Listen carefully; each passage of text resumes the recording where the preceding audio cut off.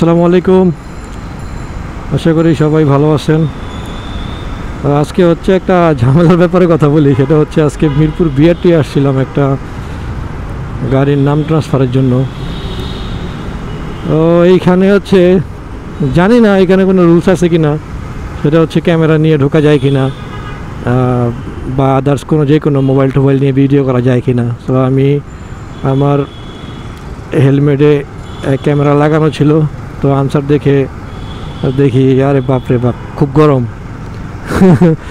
তো লাস্ট পর্যন্ত আমি আমার হেলমেট থেকে ক্যামেরা খুলতে বাধ্য হই। পরবর্তীতে আমি মোবাইল দিয়ে যখন কি বলে ওনাকে, ম্যাজিস্ট্রেট নাকি জানি না, যখন নাম ট্রান্সফারের জন্য ফাইল দেখতে আসে, সাইন করতে আসে, তো উনি আসলো।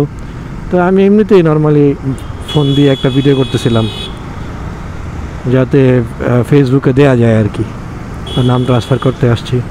তো উনি আবার এই ব্যাপারটা দেখে ফেলে যে আমি ভিডিও করতেছি। তো তৎক্ষণাৎ আমার হাত থেকে মোবাইলটা নিয়ে রেখে দিছে। তো প্রায় 2.5 ঘন্টা 3 ঘন্টা পরে আমার মোবাইলটা ব্যাক দিছে।